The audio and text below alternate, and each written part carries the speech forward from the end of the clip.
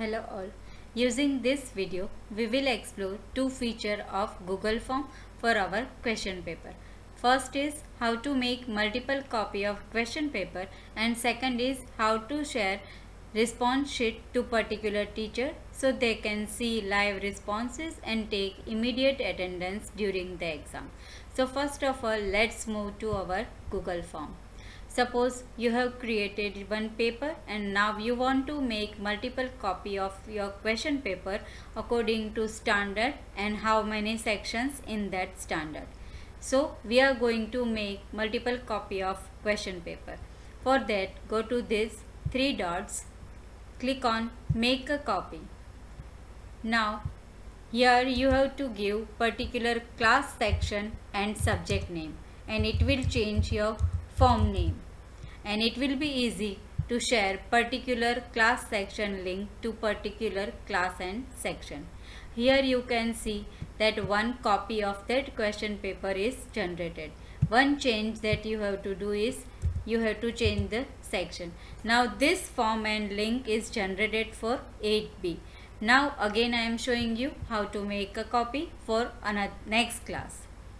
Click on make a copy. Now I am going to generate one form and link for 8C. So I will give name here 8C and subject name. So this way we can create multiple copy of our question paper. Only one thing is that each and every form we have to change the section. So that particular form and link is for particular class and section. Now how to send particular class section link to particular class and section. 8A. Click on 8A form. Click on send. Click on link. Copy that link and send to particular person or particular section. Now 8B. Click on 8B form. Click on send. Click on link. Copy that link and send to particular person or section.